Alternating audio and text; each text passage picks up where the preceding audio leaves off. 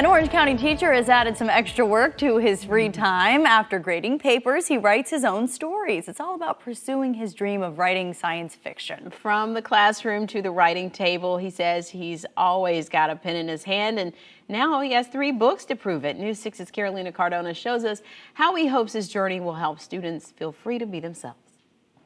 It's really unreal. I'm kind of blown away by it. Greg Prado is living his dream. I always hoped and dreamed that I might someday have some stories, but I kind of pushed that part of myself aside because it wasn't cool, and I wanted to be liked really more than anything else. He remembers being picked on for reading comic books and for being fascinated by the mysteries of science and galaxies far, far away. I've always been into that sci-fi, nerdy stuff. I've been into Marvel since I was real little, Star Wars, and something that also had a really big impact on me growing up was actually playing video games. Writing also became an escape and helped him cope with personal issues. I've struggled with depression in my life, and writing was very cathartic. It allowed me to get a lot of those emotions out. His women characters are also very well written and very strong,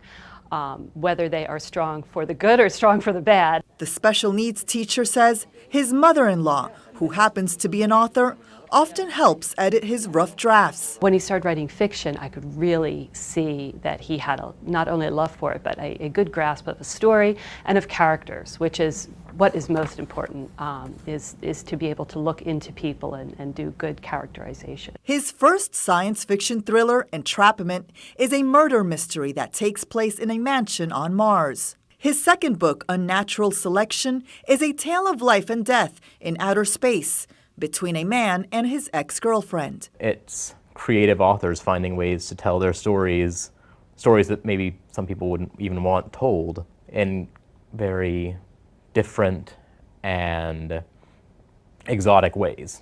Although Greg's books are for an adult audience, he does tell me that he's thinking about the little ones. That's why he already has in the works a children's book, which will be based on the first child to live on Mars. He hopes his story serves as an example for kids who might shy away from pursuing their own dreams. I hope that kids realize it's okay to like nerdy stuff and not to kind of quash who they are just because they want to fit in, which is what I did for a very, very long time.